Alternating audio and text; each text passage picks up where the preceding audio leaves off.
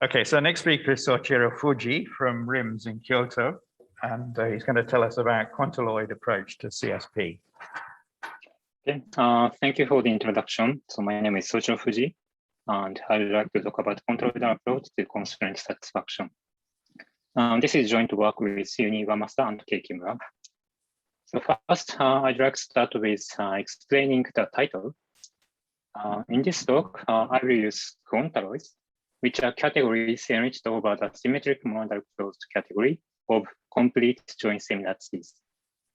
We apply this structure to constraint satisfaction problem, which is a general framework for computational problems, including K-SAT and graph K-coloring.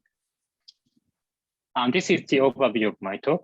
First, I explain CSP and introduce the Quantaloid P-fin set, and we will see that fundamental concepts in CSP can be expressed using the Quantaloid structure of P-fin set.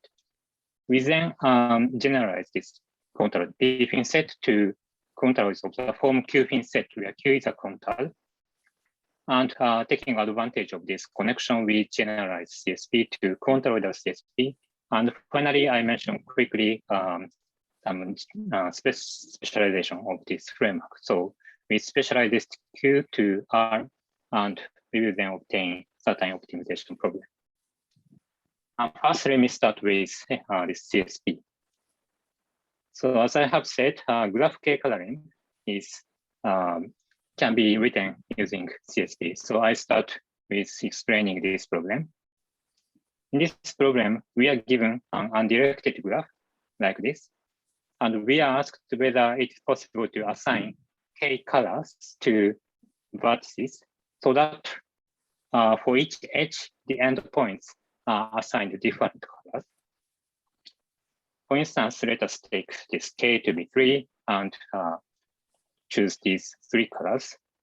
Then we can color the vertices like this, and this requirement is satisfied in this case. So this is a definition of CSP. So I introduced the notion of CSP instance. A CSP instance I is a triple consisting of a finite set V of variables, a finite set D, which is called the domain, and a finite set C of constraints. And each constraint is again a triple.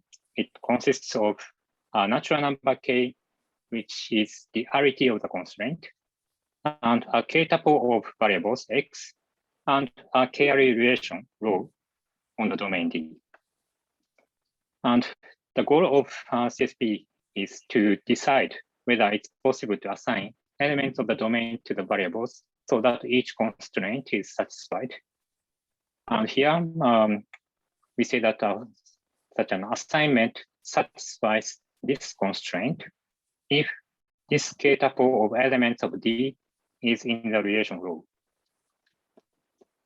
And the solution of the CSP instance I is just a function S of this type, which satisfies every constraint in C.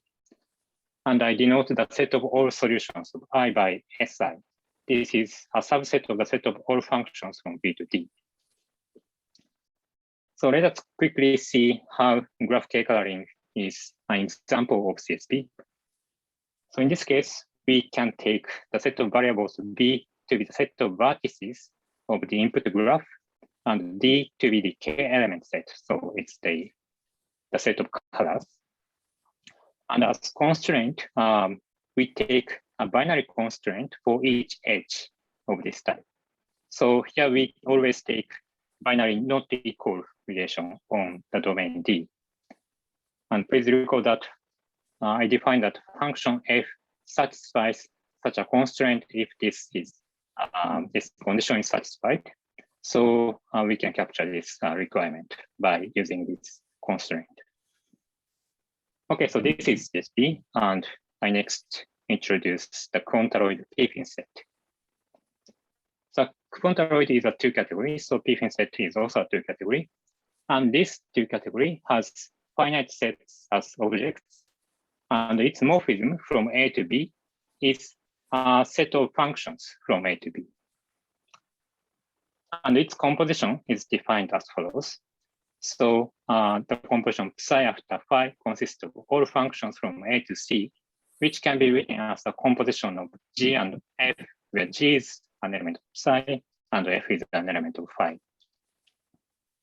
The identity morphism with respect to this composition turns out to be the singleton, which consists of the identity function on a finite set A.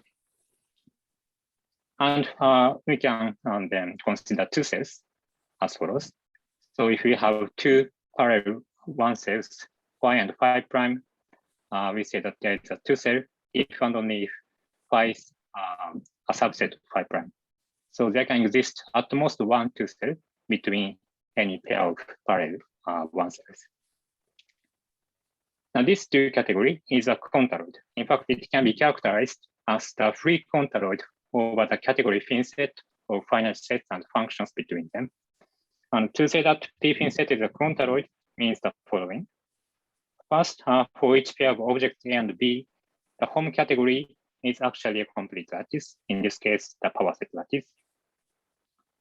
And for each triple of objects A, B, and C, the composition operations preserves arbitrary joins in each variable in the following sense.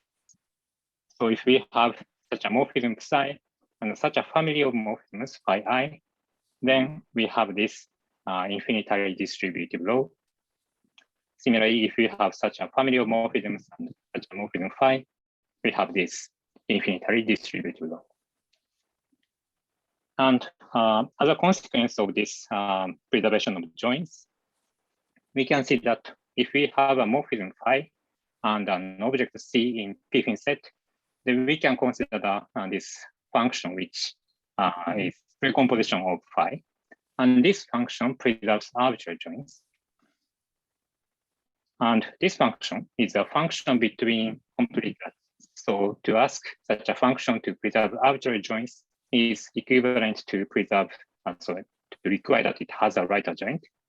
And I denote this right adjoint by this symbol. So this right adjoint maps morphism theta from A to C to a certain morphism from B to C, which is characterized by a universal property.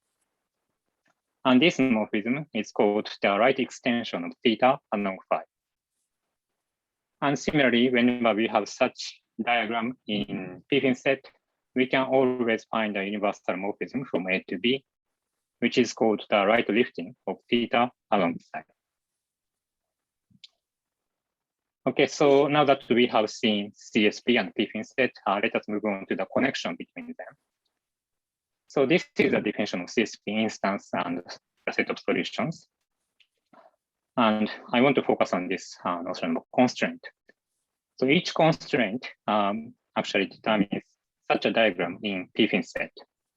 Here, this denotes a K element set. And because X can be thought of as a function from this K element set to B, it gives rise to this singleton morphism in P fin set. And rho can be thought of as a set of functions from K to D. So it directly corresponds to a morphism of this type in P fin set. And as I have already said, whenever we have such a diagram, we can take the right extension like this. And this right extension, by definition of P fin set, it is a subset of the set of all functions from B to D. And the point is that this subset has a natural meaning in the context of CSP. So this subset is actually precisely the set of all functions which satisfies the given constraint. The satisfaction of a constraint is written here. And therefore, we can express a set of all solutions using these right extensions and intersection over all constraint. Okay, so actually there is a certain notion which is called polymorphisms, which is crucial in the theory of CSP. And as we will see later, this notion can also be generalized to Q-valued cases. So first, I will look at this notion of polymorphism. In order to motivate this, I mentioned a well-known theorem in the theory of CSP, which is dichotomy theorem. It says that for each constraint language, the computational problem CSP D is either in P, namely polynomial time solvable, or is NP complete. So here, a constraint language D consists of a finite set D and a finite family of relations on D. So our constraint language is nothing but a finite relational structure. And given such a constraint language, we can define the set CSPD of CSP instances as follows. So we say that an instance I is in this set if and only if the domain of I is equal to this underlying set of a constraint language. And for each constraint KX row, this row appears in the language. So let us consider the following problem. When is CSPD easy to solve? Roughly speaking, it turns out that CSPD is easy to solve, namely it is in P if this constraint language D admits enough symmetry and CSPD is NP complete otherwise. And here the symmetry of D is captured by considering the polymorphisms of D. And the term polymorphism have several meanings, but in this context, I simply mean a homomorphism of relational structures from a finite power of D to D. Now here is a precise statement of the dichotomy theorem. So if D is a constraint language, CSPD is in P if D admits a Sigas operation as a polymorphism, and CSPD is NP complete otherwise. And here Sigas operation is a 4-array operation which satisfies this equation. So using the notion of polymorphism, we can capture computational complexity of CSPD. So if D is a constraint language, for each natural number n, we can consider the set of all n-array polymorphisms of D, which is just a homomorphisms of relational structures of this type. And I will show that this set also has a natural expression in the Quantaloidal P-fin set.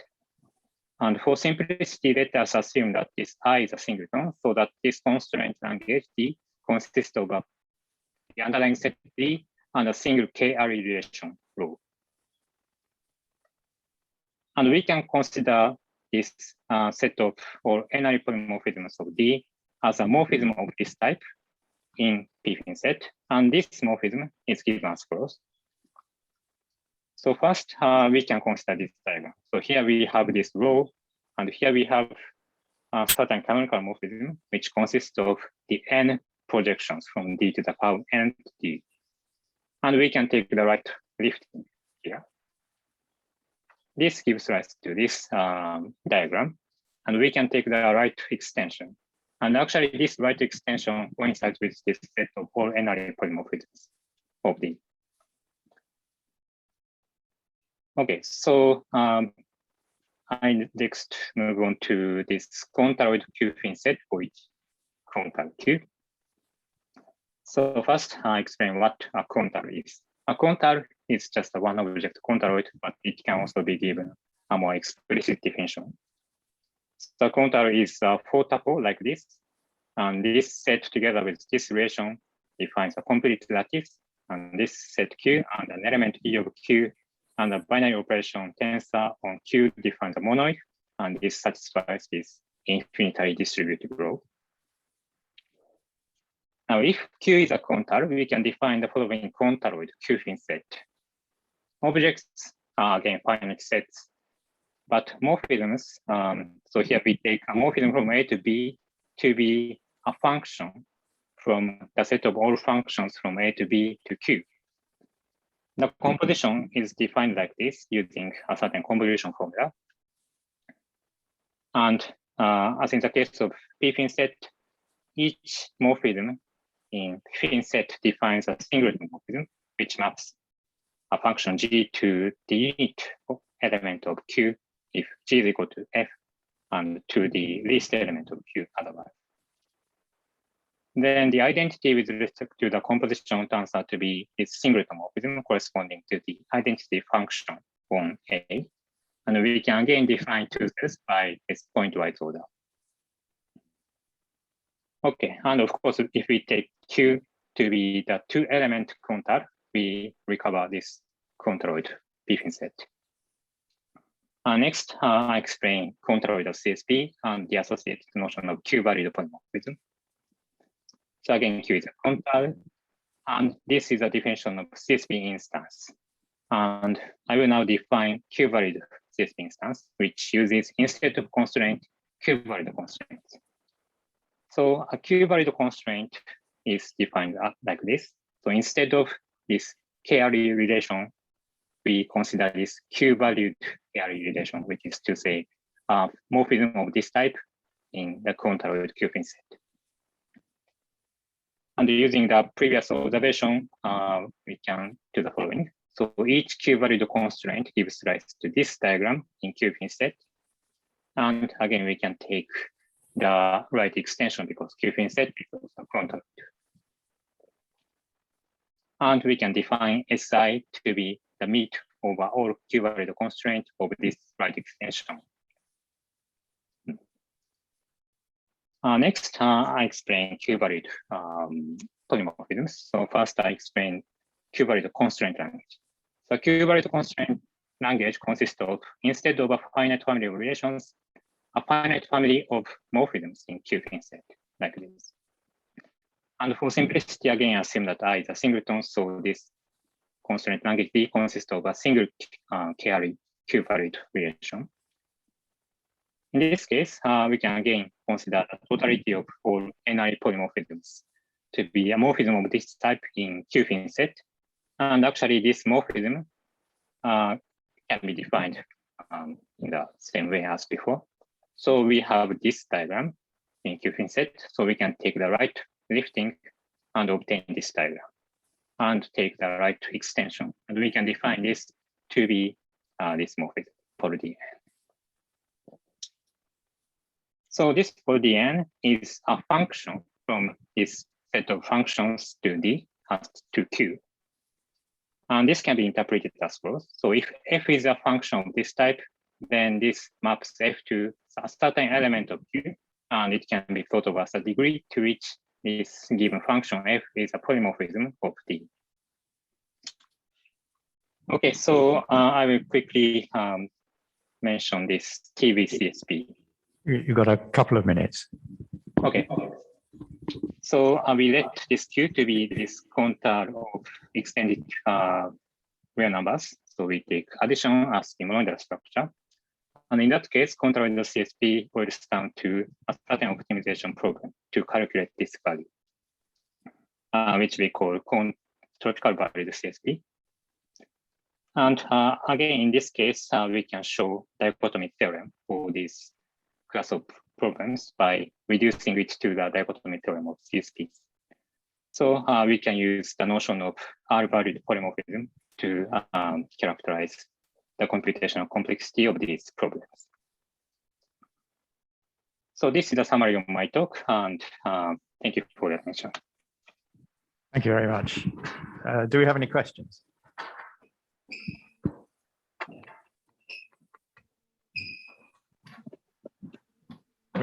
We have one in the audience here.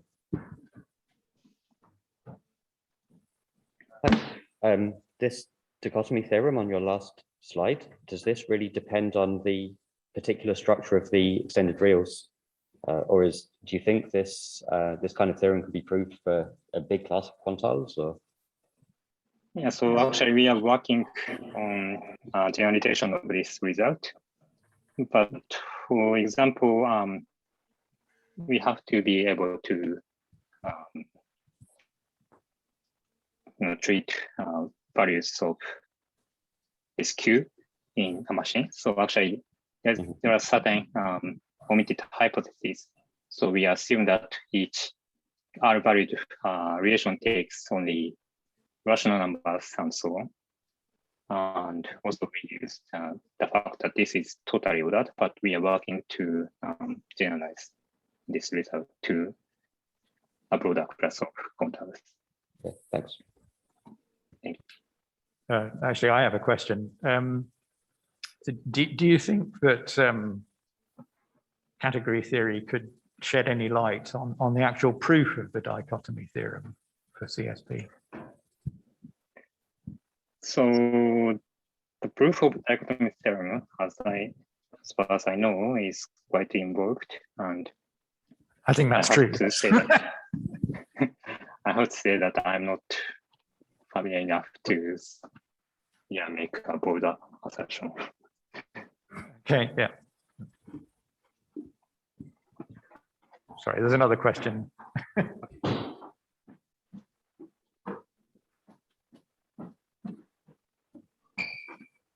So there are a lot of other more fine-grained like trichotomies within CSPs that are being explored via different polymorphisms, such as like near unanimity polymorphism having to do with non-deterministic log space. And are you able to straightforwardly generalize? Is it just a matter of turning the crank, or is there like some other nuance? And can this framework be used to maybe shed light on promise CSPs?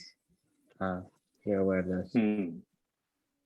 So I don't think we have considered this problem, and so again, I have to say that currently I don't know, but it's definitely an interesting direction. So I would like to think about it.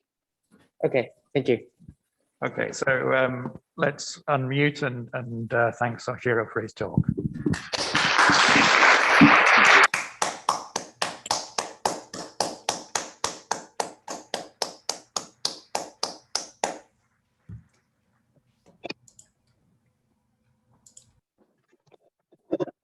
So Matt,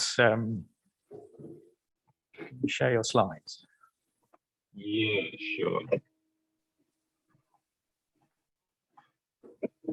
You see my best attempt at my handwriting.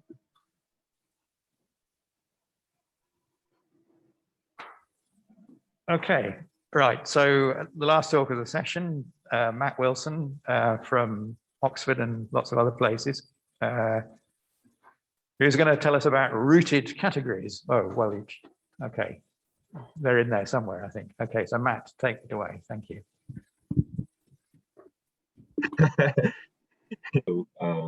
Maybe they still should be. Yeah, okay, yeah. Thanks very much for having us. It's really nice to have a chance to talk here about this. Partly as well because from submitting what we submitted to ACT, we got some nice ideas from where to take this stuff. So it's already been a really nice experience submitting this stuff to ACT. Okay, so yeah, this is joint work with Augustin. We're both at the quantum group. We're both based there. Okay, so what's this about? Essentially, this is about applying constraints to morphisms in categories, but not just any old constraints. Constraints that themselves have some kind of a composition which is consistent with the category that they're being used to constrain. Okay, so hopefully I can move my slides. Right, so I'll start off by giving a bit of motivation, or more like kind of a jumping off point. Essentially, my co-author Augustin put out a paper recently called Rooted Quantum Circuits, where they looked at a particular, what we'll call compositional constraint on the category of linear maps. We use that as a jumping off point to explain why we kind of care about this idea. We'll introduce the kind of framework for modeling the notion of a compositional constraint. And then we'll present like a general construction or semi-general construction for trying to come up with compositional constraints. Okay, so first of all, what's the motivation? So I'm sure a lot of us are very familiar with the idea of a standard quantum circuit. Essentially, the idea is that you have quantum processes, which are the transformations of quantum states. Various interpretations of what a quantum process could be, but very often they're defined so that they can be performed in sequence or in parallel to construct circuits. And this is very handy graphically and captured categorically by the notion that quantum processes often form a monoidal category. So in a recent paper, it was shown that there's a certain type of data you can equip quantum processes with, a kind of relational data, which imposes what were called sectorial constraints. So the idea is you take your favorite quantum process and you put some constraint, some piece of data you have about how various parts of the direct sum decomposition of the input to this quantum process can be mapped to various parts of the direct decomposition of the output. So essentially, which pairs of input and output subspaces your process has some kind of support on. So you can kind of see with where it's been drawn with arrows, you could think of this kind of data as a relation on the direct sum decompositions of the input and output spaces. Okay, now the interesting thing about this piece of data is that it's, well, of course, relations can be composed. And if I have a linear map F, which satisfies the constraint tau on how it can pair up input and output subspaces, and I have a linear map G, which satisfies the relational constraint lambda, then their composition will satisfy the composition of those relational constraints. So there's a kind of compatibility between the compositions of the two categories that can be exploited. And the way it's exploited is to essentially define a new category where you can work with the maps you're interested in and the constraints that they satisfy all together. So you build an entire new circuit theory where the morphisms now consist of the kind of process being constrained. This is some linear map here, and some relation on the other side that says how it distributes various sectors. Great, so this was the story coming up to here. There's this kind of nice modification you can do to quantum circuits to make a new circuit theory with constraints. There's a question, and the question we want to think about is where we can generalize this story. So originally, when we submitted to ACT, we were trying to come up with other examples of compositional constraints that can be applied to processes, essentially by generalizing sectorial constraints. So in general, we want to say what a compositional constraint is. So we have some category of constraints, and we have some category where we want to impose the constraints on. Okay. Now, essentially, we could say that a constraint is just a restriction on the set of all morphisms that your morphism might be in. So rather than saying that our morphism F is in the space of all morphisms from A to B, we use the morphisms of the constraint category to index different constraints that our morphism F might satisfy. And we're going to want a condition. The basic condition that we're going to want is that if F satisfies constraint tau and G satisfies constraint lambda, then the composition satisfies the constraint composition. Okay, and to build a proper category out of these kinds of things, we're also going to end up wanting that the identity satisfy an identity constraint. Great. So turns out this can be formalized more categorically before we go ahead and try and do our constructions. And I want to say thanks to an anonymous reviewer for suggesting this. Like, this was a really nice suggestion, and we were really grateful for it. So yeah.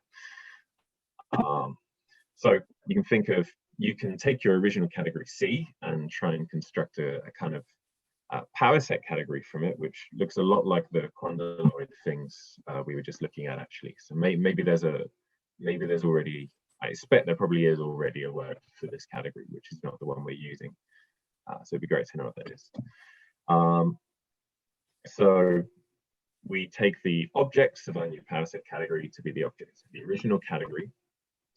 We take the morphisms to be subsets of the set of all morphisms between two objects. And then we compose by composing all elements of various subsets. Okay, so then this idea of a compositional constraint that we're writing out down here is exactly the notion of some kind of a lax functor into this category. So in particular, this category can be equipped with a load of two morphisms, essentially inclusions of subsets. And then if we do that, exactly the notion that we wanted was the notion of a lax functor. Okay, so this is our basic notion of a compositional constraint on a category.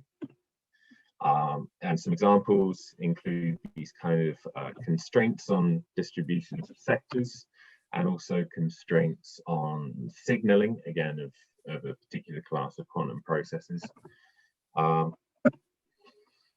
Yeah, so the next thing I want to mention is that we don't just want to talk about compositional constraints. We were interested in whole like circuit theories of constraints. So we also want constraints whose tensor product is consistent with the tensor product of our category. That is, if F satisfies tau and G satisfies lambda, then F cross G should satisfy tau cross lambda. Okay, so we take our original idea of a compositional constraint and we equip it with some extra data, which is essentially some at least kind of half categorical packaging of exactly these ideas, of exactly this idea. And then we have some things that we say. So, okay, yeah, I'll mention this as well.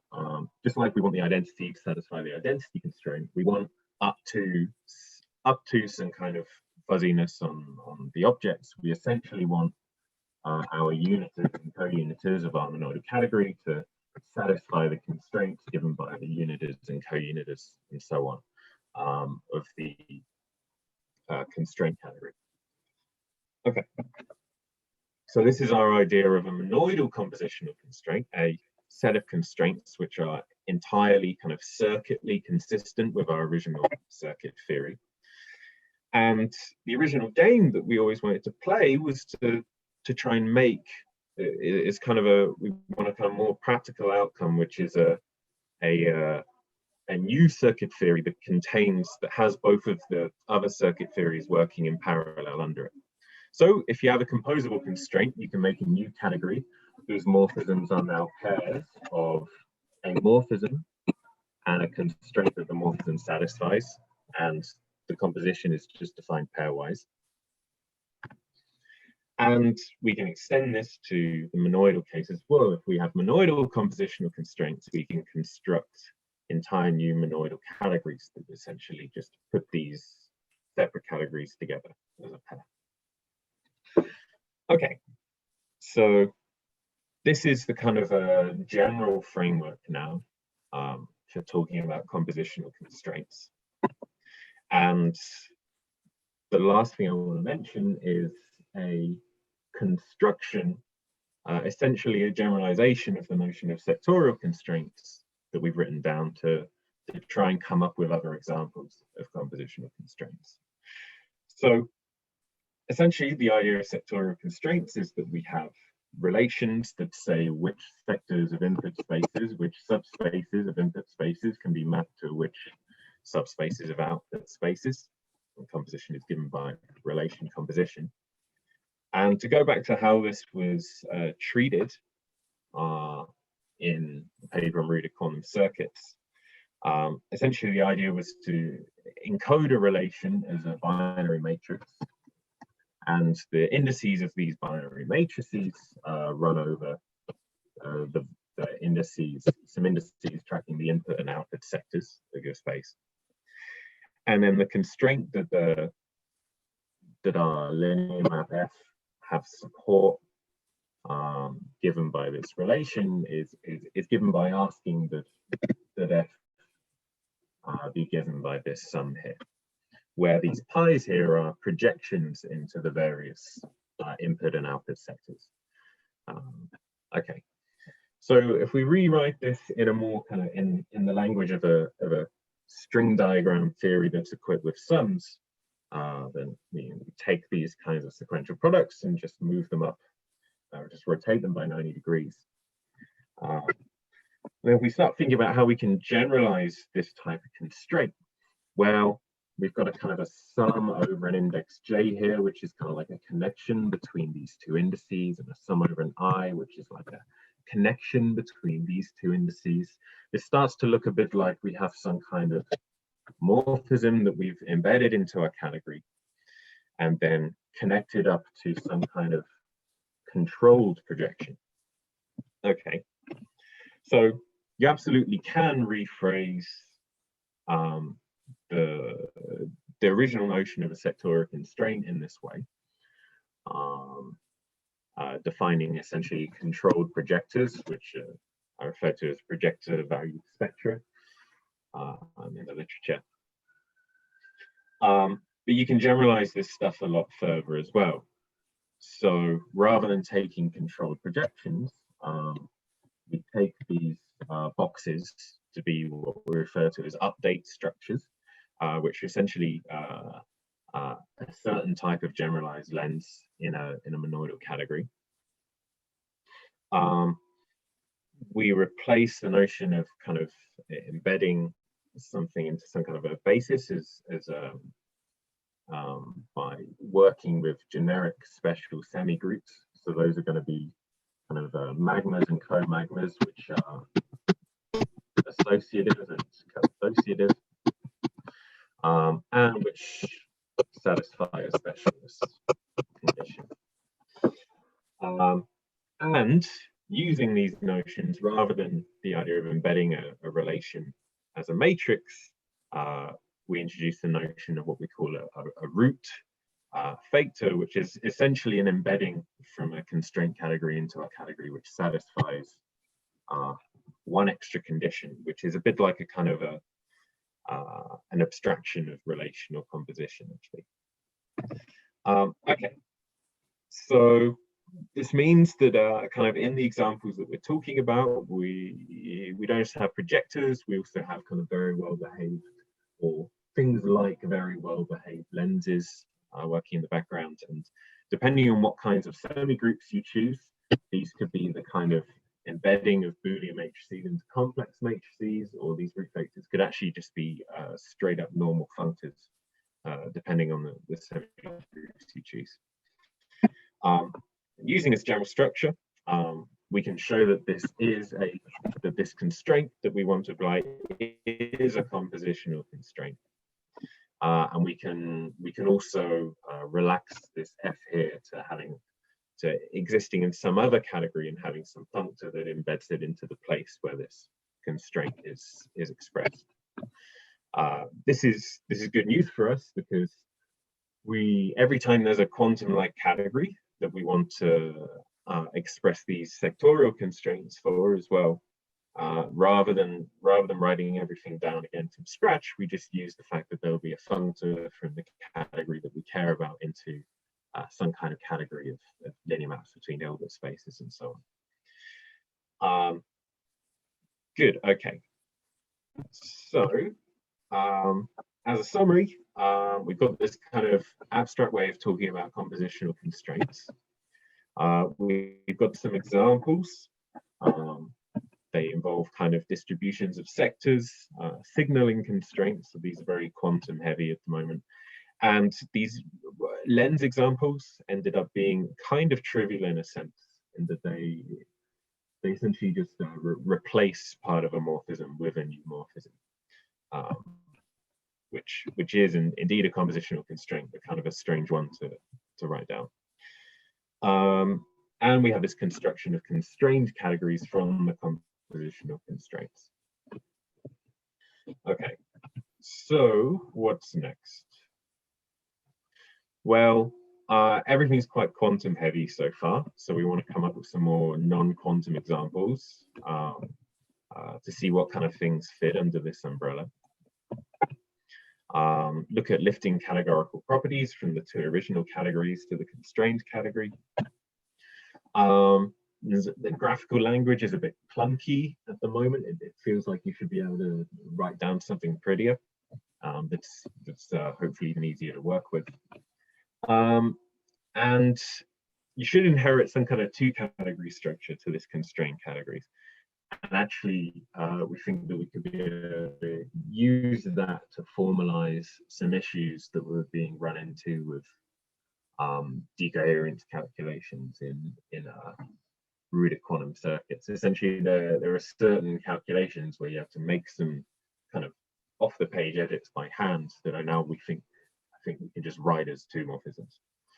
Okay, so thanks very much for listening, and yeah, if there's any questions, I'd love to hear them. Thank you very much. Thank you. Do we have any questions?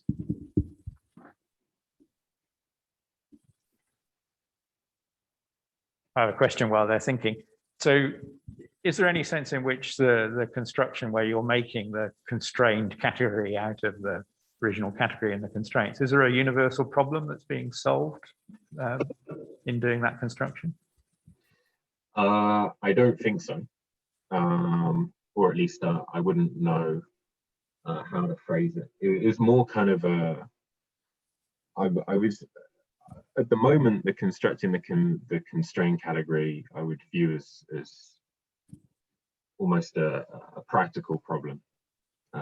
Like you tell someone who likes category theory that you're thinking about compositional constraints, and you have a conversation and they say, oh, okay, I see what this idea is.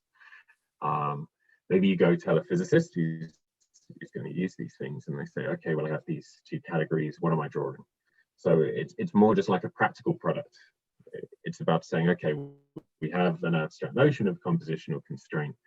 Now we can give you a circuit theory that you can just use, and it's very familiar to the way in which you might have used a circuit theory before. So yeah, I see. Yeah. It's more like a practical export. Yeah. We have another question.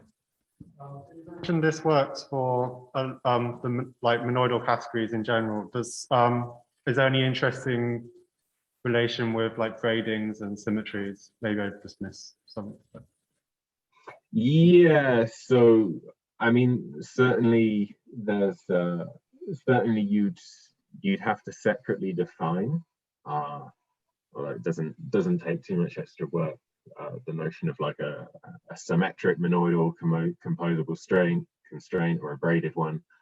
And again, haven't checked all of them yet, but it looks like they always lift to symmetries and braids on your constraint. I assume the quantum applications you're working with are probably symmetrical. Maybe I don't know exactly what the quantum stuff you're looking at, but yeah, I was kind of deliberately vague, but yeah, all the ones we have in mind are symmetric. Yeah. Okay, thank you. Okay, so let's unmute and thank Matt for his talk. Sure.